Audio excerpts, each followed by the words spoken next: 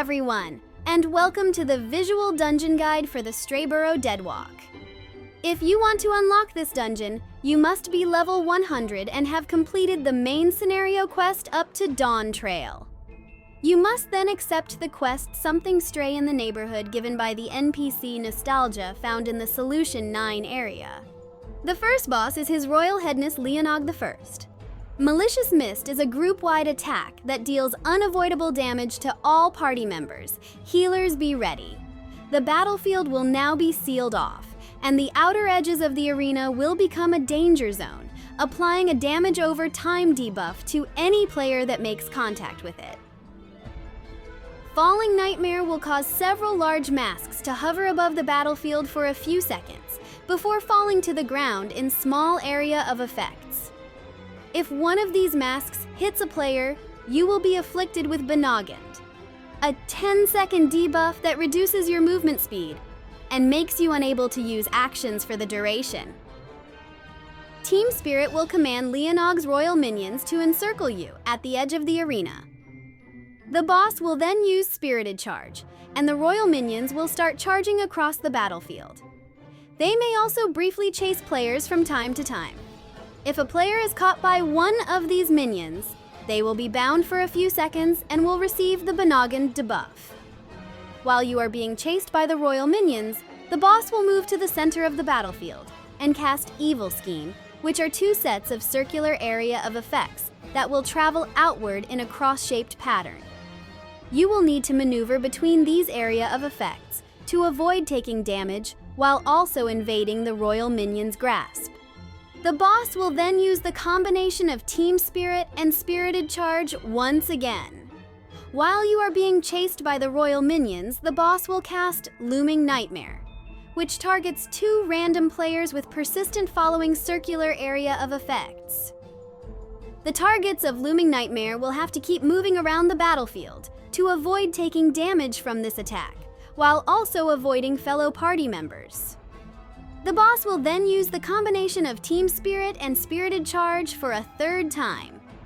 While you are being chased by the royal minions, the boss will cast Scream, a circle made of 3 sets of cone area of effects. You'll want to move into the first area of effect cone after it expires to avoid damage. The mechanics will then repeat until the boss is down. The second boss is Jack in the Pot. Troubling Teacups will summon 4 teacups around the arena and 1 ghost. The boss will then immediately cast Tia Whirl, which will tether the ghost to one of the teacups, which will cause the ghost to hide inside the tethered teacup. When Tia Whirl has finished casting, the teacups will begin to move and spin around the battlefield. These teacups will not damage players, so there is no need to avoid them. However, you will need to keep track of which teacup the ghost is hiding inside. Shortly after the teacups have stopped moving, the ghost will detonate a huge circular area of effect, centered on themselves. You will need to preemptively maneuver away from the ghost teacup when it slows and stops moving. The boss will use Troubling Teacups again, only now summoning 8 teacups and 2 ghosts. The boss will then immediately cast Tia Whirl as before. However, you will need to keep track of both ghosts to preemptively maneuver away between them to avoid taking damage. Toiling Teapots will summon teacups around the arena, which will begin to overflow as they become filled by floating teapots.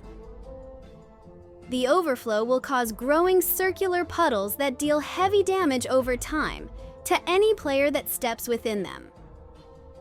You can avoid taking damage by standing at the edge of the first puddles to form, and then moving into that area once they disappear before the teapots begin to overflow the other cups.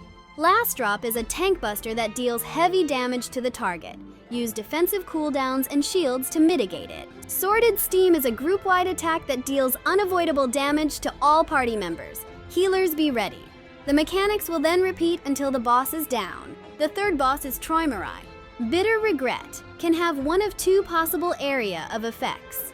If one large glowing arcane circle appears directly in front of the boss, this indicates a large linear area of effect down the center of the battlefield. If 2 smaller glowing arcane circles appear, this indicates a linear area of effect, each down the left and right side of the battlefield. Poltergeist will split the arena into 4, blocking your path with toy block walls. If you step into one of the glowing circles on the floor, you will be granted the Ghostly Guise buff, becoming a ghost and allowing you to walk through these walls. You can turn back into your normal living form by stepping into one of these circles a second time. Memorial March will summon 4 stray Geist enemies, which will each tether to one party member. You will need to use the Ghostly Guise buff to turn yourself into a ghost and run through the toy block walls to get as far away as possible from your tethered Geist until your tether becomes a thin purple line. Ghost Duster will instantly KO any player that has the Ghostly Guise buff. You will need to quickly transform yourself into your normal non-ghost form if you are not already. Fleshbuster will instantly KO any player that does not have the Ghostly Guise buff. You will need to quickly transform yourself into ghost form if you are not already. Memorial March will summon 2 sets of stray Phantagenitrix enemies at the northern edge of the arena.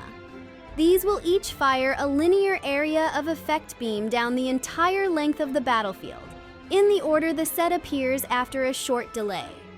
While this is happening, the boss will also cast Bitter Regret. Memorial March will summon stray Geist enemies, which will each tether to one party member as before, while also summoning 1 set of stray Phantagenitrix, which will take up half the northern arena's edge.